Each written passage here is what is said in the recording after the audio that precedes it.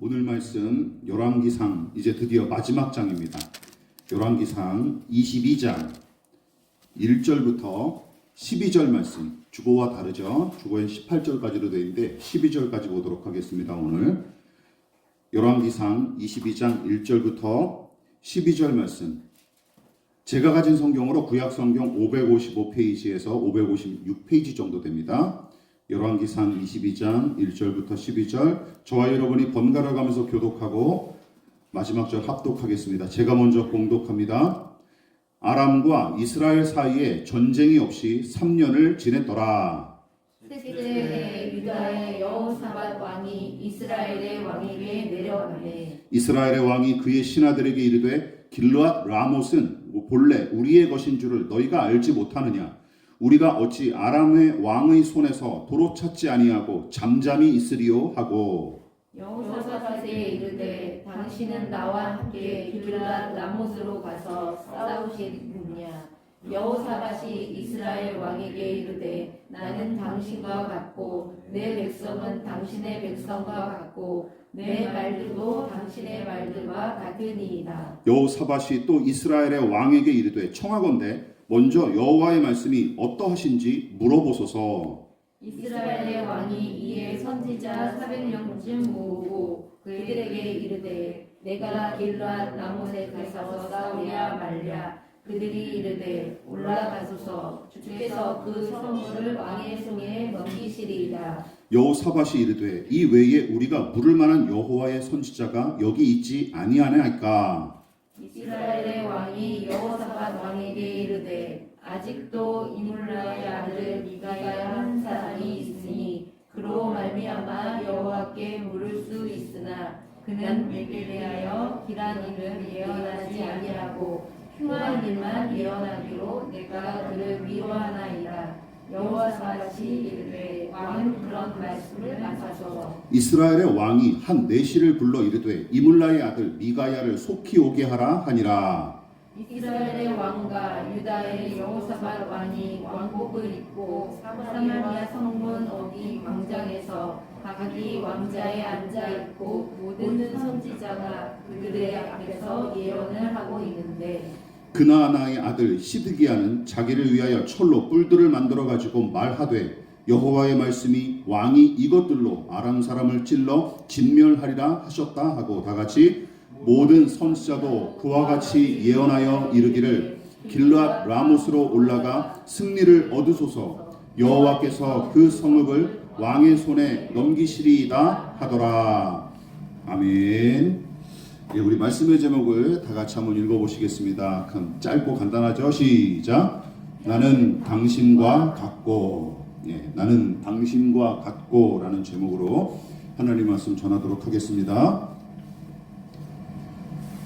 북이스라엘은 두 차례에 걸친 아람 군대의 침공을 연달아 물리쳤으나 의기양양했던 아합은 아랍의 왕인 벤하닷 2세를 처단하기는커녕 주제넘게 풀어줬죠. 그뿐만 아니라 바짝 몸을 낮췄던 벤하닷 2세의 제안대로 예전에 아람에게 빼앗겼던 이스라엘의 영토를 반환할 것과 함께 그리고 북이스라엘과 아람이 서로 긴밀하게 교역을 하기로 조약을 맺습니다. 그리고 이후에 아합이 아내인 이세벨을 앞세워서 나봇을 죽이고 그의 포도밭을 강탈하려던 악행이 또다시 나타난 하나님의 종 엘리야에 의해 극적으로 저지가 되었죠. 그리고 이때 엘리야가 전했던 하나님의 말씀 앞에 아합이 처음이자 마지막으로 자신을 낮추는 일이 벌어졌으며 그 모습을 기뻐하신 하나님은 아합과 그의 가문을 당장 심판하기로 작정하신 뜻을 철회하시고 그 대신 다음 때까지 지켜보실 거로 말씀하시면서 다시금 그에게 은혜를 베풀어 주셨습니다. 그러나 21장 말미에 보여준 아합의 겸비함은 오래가지 않았죠. 당연하죠. 그가 보여준 이 겸비함은 준엄한 심판의 메시지에 대한 한시적인 반응일 뿐이고 내면의 변화나 존재 자체의 거듭남을 통해 나타난 반응은 아니었기 때문입니다. 그래도 하나님은 이것을 기뻐하신 거죠. 참 이게 웃기는 일이죠. 자, 이 부분을 그래서 다시 한번 우리가 유념하십시다. 참된 회개와 회심의 증거는 무엇을 통해 나타납니까? 대개 두 가지예요. 일상의 열매를 통해 나타나기 마련이고, 또한 그 진위 여부도 결국은 시간을 통해 증명되기 마련입니다. 근데 이 두 가지 부분에서 아합은 다 탈락했던 거예요. 그래서 아합의 겸비함은 참된 회개나 회심의 증거로 볼 수 없는 것이죠. 열왕기상 22장에 기록된 이 아합의 마지막 이야기가 또한 그 사실을 아주 분명하게 증명하죠. 특히 오늘 살펴볼 22장은 열왕기상의 대단원을 장식하는 마지막 장으로서 전쟁 없이 평화를 유지했던 시기에 다시금 큰 사고를 치는 아합의 이야기로 마무리가 됩니다. 자, 어떤 이야기입니까? 북이스라엘과 아람이 화친을 맺고 3년 동안 전쟁 없이 평화롭게 지냈었는데, 누가 갑자기 북이스라엘 아합 왕을 찾아오죠? 누굽니까? 남유다의 왕인 여호사밧이 아합을 만나기 위해 찾아왔고, 아합은 여호사밧과 교제하던 중에 자기 신하들에게 갑자기 이렇게 질문합니다. 길르앗에 있는 라못이라고 하는 땅이 있는데 거기가 원래 우리 땅 아니냐?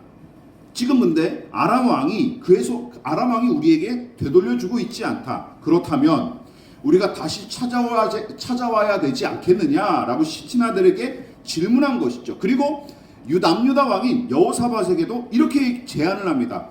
길르앗의 라못을 치러 나와 함께 올라가시겠습니까? 하며 뜬금없이 남북 간의 연합작전을 제안합니다. 그러니까 예전에는 이스라엘 가치파의 땅이었으나 아람에게 빼앗겼던 길르앗의 라못을 모처럼 남유다와 북이스라엘이 힘을 합하여 되찾아오자고 제안한 것이죠. 자, 22장의 이야기가 바로 여기서부터 시작되는 거예요.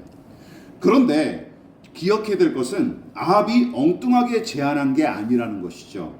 합리적이면서도 납득할 만한 이유가 있습니다. 왜냐하면 벤하닷 2세가 전쟁에서 패배한 후 아합에게 약속했던 말들을 우리가 다시 한번 떠올려 보십시다. 어떤 말이 있습니까? 시작. 벤하닷이 왕께 아뢰되 내 아버지께서 당신의 아버지에게서 빼앗은 모든 성읍을 내가 돌려보내리이다. 20장에서 전쟁에서 진 벤하닷 2세가 아합 앞에 착 무릎을 꿇고 약속했던 말 아닙니까? 예전에 아버지 때에 우리가 빼앗았던 땅을 다시 돌려주겠소라고 약속을 했어요. 전쟁에 패배한 벤하닷 2세가 북이스라엘의 왕인 아합에게 굽실대며 두 가지를 약속했었어요. 먼저 아람의 시장을 북이스라엘에 활짝 개방해서 양국이 서로 활발히 교역할 것과 함께 예전에 북이스라엘과 싸워서 빼앗았던 영토를 다시 돌려주겠다고 약속한 것입니다. 이후에 벤하닷이 이스라엘의 옛 영토를 어느 정도 돌려준 것은 사실이지만 나머지 성읍은 곧바로 돌려주지 않고 시간을 질질 끌며 간을 봤던 것 같습니다. 왜 그랬을까요? 돌려주고 싶지 않았던 거죠. 특히 그래서 아직까지 돌려받지 못한 지역 중 하나가 길르앗의 라못이라는 땅이었고, 아합은 천혜의 요새이자 전략적 요충지로서 매우 중요한 그 땅을 아람이 순순히 내놓지 않을 거로 판단했기에 남유다의 왕 여호사밧에게 연합군을 조직해서 무력으로 라못을 되찾아오자고 제안한 것입니다. 이제 무슨 얘기인지 아시겠죠? 이 정황이 이렇게 돌아가는 거예요. 저는 아합이 굉장히 똑똑한 인물임을 설교를 통해서 제가 누차 강조했었습니다. 물론 그 머리를 자꾸만 악한 일을 도모하는 데 사용하는 것이 문제였지, 그 외에 자신의 어떤 정치적인 이익을 도모하기 위한 판단은 매우 뛰어났던 인물이었던 게 사실이에요. 그리고 여기서도 그의 빠른 두뇌 회전이 아주 분명하게 나타나죠. 세 가지 이유로 여호사밧 왕에게 그걸 제안한 거예요. 먼저 두 가지를 살펴보도록 하겠습니다. 첫 번째 뭡니까? 아람도 어느 정도 패전의 상처를 극복하고 국력을 재정비했던 때였으므로 섣불리 북이스라엘 백성만 데리고 아람에게 덤볐다가는 어떤 일이 벌어질까요? 낭패를 당할 수 있기 때문에 연합전선을 제안했던 거예요. 그래서 남유다의 왕인 여호사밧에게 굳이 동맹을 제안했던 것입니다. 그뿐만이 아닙니다. 오래전 북이스라엘이 아람에게 패배하고 영토를 강탈당했을 때 남왕국인 유다도 어느 부분 책임이 있기 때문입니다. 자, 무슨 일이 있었습니까? 여호사밧의 부친이자 선왕인 아사왕이라는 사람이 있었어요. 우리가 예전에 살펴봤었습니다. 남유다를 다스리고 북이스라엘의 바사가 북이스라엘을 통치하던 시기에 두 나라의 왕이 아주 서로를 원수처럼 여기고 내내 전쟁을 치른 적이 있었습니다. 그런데 바사가 남유다를 옥죄려고 모종의 조치를 취했고 이에 발끈했던 남유다의 아사왕이 아람의 베나닷 1세, 그러니까 20장에 등장했던 베나닷 2세의 아버지죠. 베나닷 1세에게 성전과 왕궁의 금은보화까지 갖다 바치면서 파병을 요청하죠. 너무 급박하니까 성전에 있는 보배까지 갖다 바치면서 베나닷 1세에게 도와달라고 요구를 한 거예요. 그 요청을 흔쾌히 받아들였던 베나닷 1세는 북이스라엘을 쳐서 여러 지역을 점령했고 이후로 그 지역은 아람이 차지한 채로 아합 왕 때까지 계속 이어지게 된 것입니다. 이처럼 아람의 베나닷 1세에게 원조를 요청했던 게 누구예요? 남유다의 왕이었던 아사 왕이었고 그 아사 왕이 누구의 아버지예요? 바로 오늘 등장하는 여호사밧 왕의 아버지라는 것이죠. 그래서 때마침 아람에게서 길르앗 라못을 되찾으려던 아합은 이 과거의 일을 빌미로 여호사밧에게 이렇게 제안한 거예요. 당신 가문도 어느 정도 책임이 있으니 옛 땅을 되찾는 일에 참여하시오 하고 요청한 게 틀림없습니다. 머리 잘 돌아가죠? 잘 돌아가죠. 그런데 여호사밧이 아합의 제안을 받아들일 수밖에 없었던 또 다른 이유가 남았는데 이것이 바로 앞에서 살펴본 이 두 가지 이유보다 더 크게 작용한 이유예요. 자, 물론 열왕기상 본문만으로 그 이유를 찾아보기는 어렵습니다. 그래서 성경을 전반적으로 읽고 이해할 이유가 여기서도 드러나는 것이죠. 여러분, 신약의 사복음서가 예수님의 행적을 각각 다른 관점과 의도로 기록했던 까닭에 서로 비교하면서 묵상하면 엄청난 유익을 얻을 수 있는 것처럼 열왕기서와 역대서에 기록된 남유다 왕들의 행적도 겹치는 부분이 많으므로 함께 읽고 이해하는 것이 여러모로 유익합니다. 똑같은 부분도 많고 살짝 다른 부분도 많아요. 그것을 비교하면서 읽으면 유익이 많다는 것이죠. 자, 그렇다면 남유다의 왕 여호사밧이 아합과 엮일 수밖에 없었던 가장 결정적인 이유가 무엇이었을까요? 역대하 18장에 이렇게 기록되어 있습니다. 같이 읽어볼까요? 시작. 여호사밧이 부귀와 영광을 크게 떨쳤고 아합 가문과 혼인함으로 인척관계를 맺었더라. 이게 가장 큰 거예요. 그러니까 아합과 여호사밧은 어떤 관계예요? 장인과 사위의 관계라는, 사돈관계라는 것이죠. 그러니까 이런 성격이 있는 거예요. 본문에 기록된 두 왕의 만남은 공식적인 성격과 사적인 성격을 동시에 지닌 셈이에요. 그리고 아합은 길르앗 라몬의 탈환을 위해 사위인 여호사밧을 끌어들인 것입니다. 다시 말해 여호사밧은 장인 어른인 아합의 요구를 함부로 거절할 수 없는 처지였고 아합은 이 관계를 이용해서 사위인 여호사밧의 원조를 요청한 게 틀림없습니다. 게다가 사위인 여호사밧은 장인인 아합의 무리한 요구에도 흔쾌히 응하며 호의를 표시하죠. 이게 문제예요. 4절에 이렇게 기록되어 있습니다. 같이 읽어볼게요. 시작. 여호사밧이 이스라엘 왕에게 이르되 나는 당신과 같고 내 백성은 당신의 백성과 같고 내 말들도 당신의 말들과 같으니이다. 오늘 설교 제목은 바로 이 구절에서 따온 것입니다.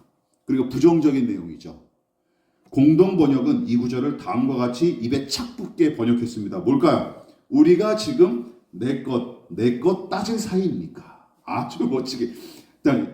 우리가 그런 사이입니까? 하면서 맞장구를 친 것이죠. 여러분은 그렇다면 이 이야기를 이렇게 대답한 여호사밧, 여러분은 남유다의 왕인 여호사밧을 어떤 사람으로 생각하시겠습니까? 자, 먼저 그렇다면 여호사밧이 친근히 대했던 그의 장인 아합은 어떤 사람일까요? 다 아시지 않습니까?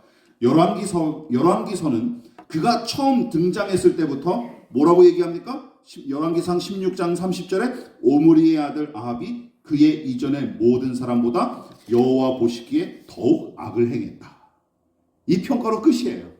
이 같은 악한 왕은 이전에도 없었고 앞으로도 없었다라는 것이죠. 이게 칭찬입니까? 예, 가장 큰 비판이죠. 여러분, 그런 작자를 향해 여호사밧 왕이 뭐라고 얘기한 거예요? 나는 당신과 같습니다 하고 아첨하면서 친분을 내세웠던 것이죠. 여러분, 이런 여호사밧을 좋게 볼 수 없는 것이 사실입니다. 왜냐하면 우리가 잘 아는 경언들 있지 않습니까? 근묵자흑, 근주자적, 유유상종, 초록은 동색, 가재는 누구 편? 개 편. 이런 거 다, 이런 격언과 속담이 다 어디서 왔습니까? 여러분, 이런 격언들이 수두룩한 이유가 무엇입니까? 사람이란 게 끼리끼리 어울리는 것이 인간관계에 두드러지게 나타나는 생리임을 시대와 문화와 민족을 초월하여 대부분 사람이 동일하게 경험하고 이해하기 때문이죠. 이런 일들이 그래서 그 친구를 보면 누구를 알 수 있다? 그 사람을 알 수 있다. 이런 말들 다 어디서 나옵니까? 바로 우리가 경험에서 나오는 거잖아요. 거의 진리와 가까운 거예요. 물론 남유다와 북이스라엘이 처음으로 화합의 분위기를 조성하고 서로 왕래하는 모양새는 매우 고무적인 일이지만 아합은 일평생 노골적으로 하나님을 거스르고 대적했을 뿐만 아니라 북이스라엘 백성에게 우상숭배를 장려하고 신실한 선지자들을 끈질기게 박해하고 잡아 죽인 인물이 아닙니까? 그러므로 그런 아합을 북이스라엘의 왕이자 장인으로 깍듯이 모시고 그의 정책에 맞장구를 치며 기꺼이 동조하겠다는 의사를 표시한 여호사밧을 누군가는 이렇게 얘기할 거예요. 야, 유유상종이라더니 이놈도 아합과 똑같겠구나 라고 평가할 수밖에 없는 것이죠. 그렇지 않겠습니까? 예, 그렇게 되는 것이죠. 게다가 애초에 하나님은 아람을 쳐서 길르앗 라못을 되찾으려는 아합의 계획을 기뻐하셨을까요? 기뻐하지 않으셨을까요? 아예 하나님은 기뻐하지 않으셨습니다. 오히려 아합은 이 아람 군대와 싸우다가 적병이 무심코 쏜 화살에 맞아 거기서 최후를 맞아요. 아합이 여기서 죽어요. 여기서. 그러니까 이게 절대로 좋은 일이 하나도 아니었어요. 하나님께서 허락하지도 않았고 개인적으로도 이게 비참한 죽음을 맞는 전쟁이 되었던 것이죠. 그렇다면 유다 왕인 여호사밧은 아합처럼 하나님과 그분의 뜻을 무시하고 그저 제 이익을 위해서는 무슨 짓도 서슴지 않는 아합처럼 악한 왕일까요? 여러분 어떻게 생각하십니까? 여호사밧에 대해서 여러분들은 잘 모르시니까 제가 이런 질문을 던질 수 있는 거예요. 악한 왕일까요? 정말 나쁜 놈일까요? 아합처럼? 그러나 우리의 예상과 다르게 여호사밧은 아합과 전혀 다른 인물입니다. 이게 반전이죠. 그는 남유다의 부강과 안녕을 위해 부단히 애쓴 왕일 뿐만 아니라 국정 운영 능력도 상당히 뛰어난 인물이었어요. 그 증거가 열왕기하 17장에 드러납니다. 같이 읽어볼게요. 시작. 아사의 아들 여호사밧이 대신하여 왕이 되어 스스로 강하게 하여 이스라엘을 방어하되 유다 모든 견고한 성읍에 군대를 주둔시키고 또 유다 땅과 그의 아버지 아사가 정복한 에브라임 성읍들의 영문을 두었더라. 아합과 이세벨을 비롯한 북이스라엘의 역대 왕들처럼 제 이익과 안락만 추구했다면 군대를 체계적으로 조직하여 배치하는 일 따위 관심조차 없었을 것입니다. 그러나 여호사밧은 나라와 백성의 안위를 먼저 생각하고 정책을 펼쳤으며 그만큼 하나님의 뜻에 따라 제대로 왕의 사명을 감당했던 몇 안 되는 임금이었어요. 훌륭한 임금이었다라는 것이죠. 간단하게 얘기해서. 그뿐만이 아닙니다. 인격적으로 훌륭하고 지도자로서의 역량도 뛰어났지만 그의 신앙은 어땠을까요? 하나님과 그분의 뜻을 귀히 여기고 순종하기를 힘쓴 믿음의 사람이기도 했습니다. 뒤이어지는 구절이 그 사실을 방증하죠. 역대하 17장 3절 4절 시작. 여호와께서 여호사밧과 함께 하셨으니 이는 그가 그의 조상 다윗의 처음 길로 행하여 바알들에게 구하지 아니하고 오직 그의 아버지의 하나님께 구하며 그의 계명을 행하고 이스라엘의 행위를 따르지 아니하였습니다. 성경이 여호사밧을 가리켜 뭐라고 평가합니까? 그의 조상 다윗의 처음 길로 행한 사람으로 평가함과 동시에 하나님께 구하며 그의 계명을 행하되 이방신들에게 구하지 않고 이스라엘의 행위를 따르지 않은 자로 칭찬한 것을 보십시오. 사울과 다윗과 솔로몬을 제외하고 이렇게까지 긍정적인 평가를 받은 임금은 열왕기서와 역대서에 등장하는 39명의 임금 가운데서도 채 몇 명이 안 돼요. 손가락에 꼽을 만큼 손꼽히는 인물이에요. 그러므로 여호사밧이 어떤 사람인지 아는 성경의 독자들은 가장 악한 왕으로 손꼽히는 아합과 친밀한 관계를 이어가는 그의 모습에 아연실색할 수밖에 없습니다. 아니, 이 사람은 왜 그러지? 미쳤나? 하고 생각할 수밖에 없는 것이죠. 여러분, 하나님을 신실하게 섬기는 이 남유다의 여호사밧 왕이 노골적으로 하나님을 거스르고 우상 숭배를 부추기는 북이스라엘 왕과 사돈을 맺은 것 자체가 희한한 일이죠. 희한한 일이죠, 진짜. 로미오와 줄리엣의 이야기처럼 남유다의 왕과 북이스라엘의 공주 사이에 무슨 애절한 러브스토리가, 숨겨진 러브스토리가 있었던 걸까요? 저는 두 가지로 추측을 해봅니다. 자, 먼저 솔로몬을 비롯한 이스라엘 왕들이 다들 그러했듯이 여호사밧도 이 결혼을 통해 뭘 꾀했던 거예요? 정략 결혼을 통해 정치적인 이익을 도모했던 것으로 보입니다. 이 부분이 많은 신학자와 목회자들이 동의하는 부분이에요. 어차피 같은 민족 아닙니까? 그래서 여호사밧이 생각했을 거예요. 서로 물고 뜯고 해봤자 제 살 깎아먹기에 불과했으므로 평화 관계를 유지하기 위한 일환으로 아합과 여호사밧이 합의하에 사돈을 맺었던 것 같고, 당시 두 나라의 사정과 성경의 문맥을 고려할 때 그 이유가 가장 타당해 보입니다. 이건 잘한 거죠, 어떻게 보면. 그리고 제가 조심스럽게 한 가지 이유를 더 보태자면, 저는 여호사밧의 모습을 통해서 이걸 봤습니다. 여호사밧의 이상주의적 신앙이 어느 정도 작용했을 거로 추측을 해봅니다. 이게 무슨 뜻입니까? 잘 들어보십시오. 앞서 살펴봤듯이 하나님께서 여호사밧과 늘 함께 하시며 그의 일이 형통하도록 항상 도우셨고, 여호사밧도 그 하나님의 임재와 형통의 은혜를 몸소 체험하며 항상 하나님을 경외했던 인물로서 어쩌면 이렇게 생각할 수도 있어요.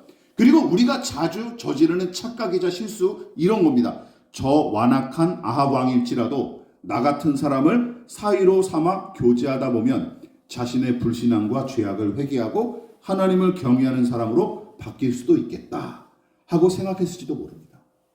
무슨 뜻인지 아시겠죠? 예전에 그런 일들 많지 않았습니까? 어떤 자매들이 누구랑 결혼하겠냐 한데, 저는 믿음이 좋고 경건한 사람과 결혼하겠습니다 그러더니 나중에는 다 어딜 찾아가요? 결국은 얼굴 잘생기고 직장처럼 좋은 사람 찾아가잖아요. 그러면서 뭐라고 얘기하는 거야? 불신 남편이지만 제가 결혼해서 기도해서 저 사람을 변화시키겠습니다 하고 들어갔다가 낭패를 당한 미혼 처녀들이 얼마나 많습니까? 그런 거죠. 그런 거. 그걸 이상이죠, 이상. 꿈이죠, 그냥. 현실은 다른 것이죠. 게다가 아합이 죽은 이후에 그 아들 아하시야와도 친분을 이어가는데, 자세한 내용은 우리가 다음 설교에서 좀 더 자세하게 살펴보기로 하겠습니다. 자, 요지는 무엇입니까? 여호사밧이 양국의 평화를 유지하기 위해 아합 가문과 정략 결혼을 감행한 일 자체는 마냥 악하다고 정죄할 사안이 아니라 오히려 대의를 위한 희생과 타협으로도 볼 수 있는 거예요.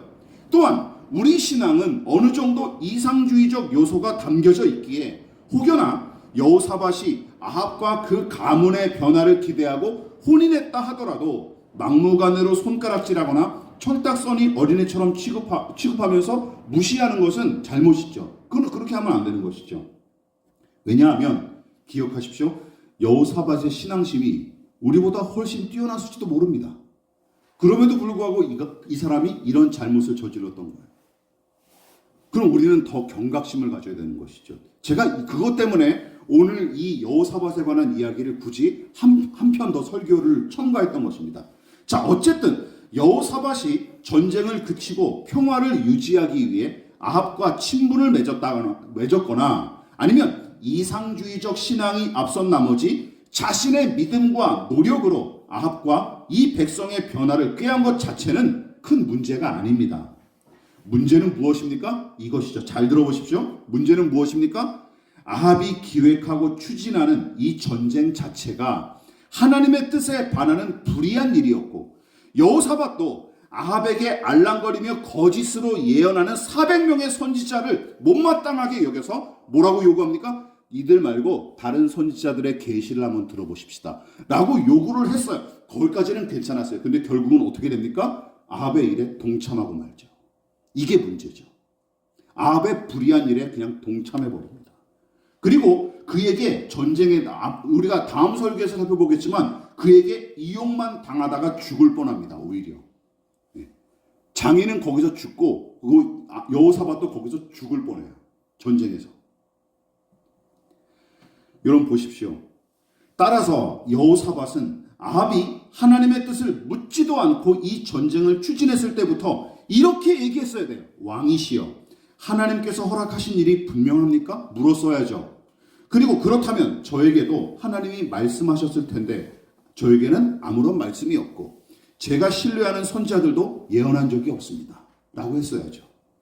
또한 굳이 이 전쟁을 하나님의 뜻과 상관없이 이 전쟁을 일으키시겠다면 장인의 뜻이어도 저는 빠지겠습니다.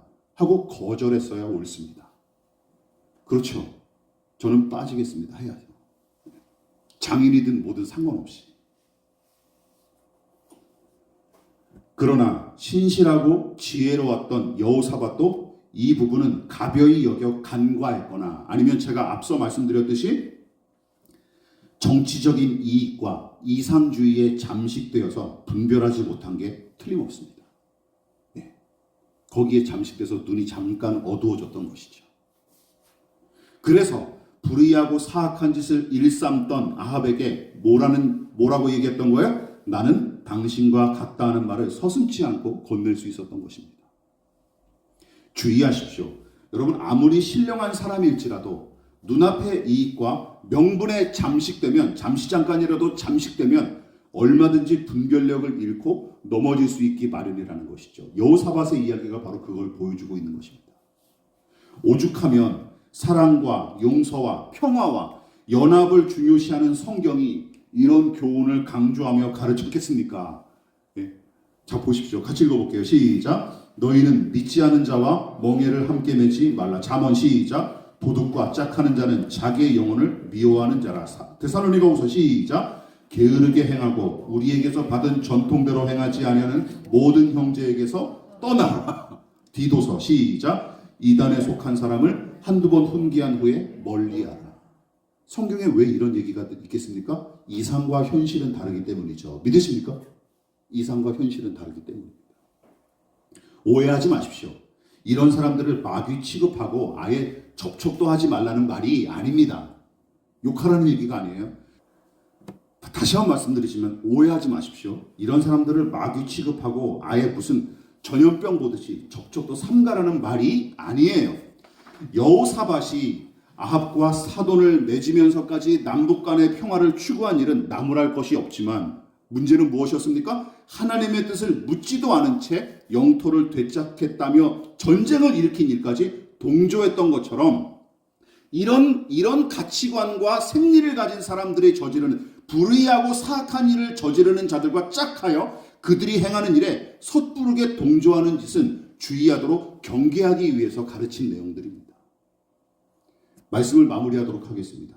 오늘 설교는 여호사밧을 나무라고 비판하기 위한 것이 아닙니다. 오히려 다윗과 견주어도 손색이 없을 정도의 믿음과 인격과 능력을 갖춘 사람인데도 인간관계에 얽매이거나 집착하면 얼마든지 넘어질 수 있을 뿐만 아니라 눈앞의 이익과 이상주의에 사로잡혀 저도 모르게 하나님을 대적할 수 있다는 사실을 우리 각자가 깊이 염두에 두고 경각심을 갖자고 준비한 설교예요. 이 부분이 저는 마음에 많이 걸렸습니다. 예, 저도 이런 사람일 수 있거든요. 제가 여호사밧 같은 사람일 수도 있어요. 예, 내가 얼마나 철저한데, 내가 얼마나 열심히 있는데, 이런 거 가지고 자만심을 가지다가 넘어지는 경우가 허다하거든요. 우리 이런 사람들이 얼마나 많이 있습니까? 여러분 보십시오. 그러므로 나 자신부터 돌아보시자라는 말씀을 하기 위해서 제가 이 설교를 준비한 것입니다.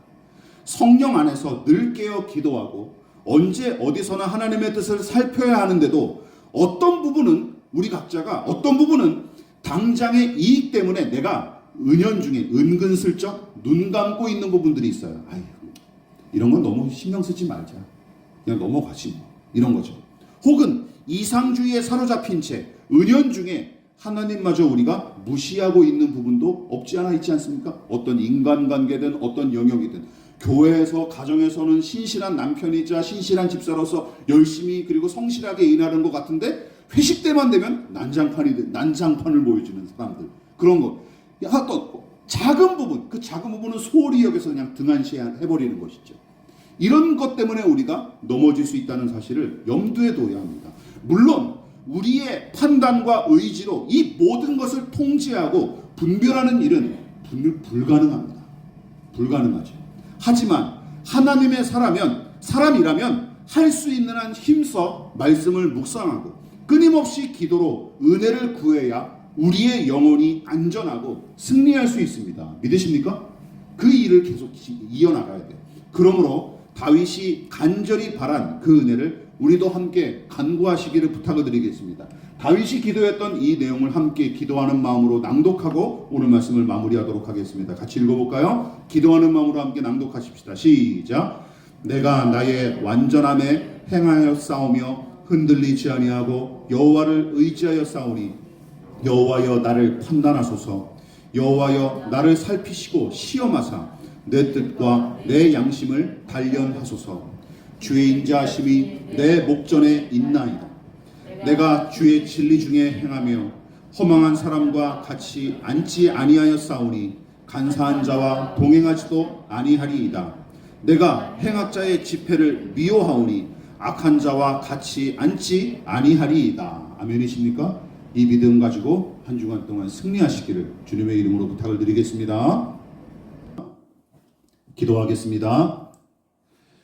지금은 우리를 위하여 십자가에 몸버려 피 흘려 돌아가신 예수 그리스도의 한량없으신 은혜와 하나님 아버지의 그 지극하신 사랑하심과 성령 하나님의 영원한 사귐이 오늘 이 시간 매 순간 하나님의 은혜를 간구하여 두렵고 떨림으로 그 은혜 가운데 살아가기를 간구하여 머리를 숙인 사랑하는 성도들의 머리머리 위에 저들의 가정과 직장과 사업장과 학업과 장래 가운데 이 나라의 민족과 한국교회와 저 북녘의 동포들과 세계와 열방 가운데 지금부터 영원히 함께 하시기를 간절히 축원하옵나이다.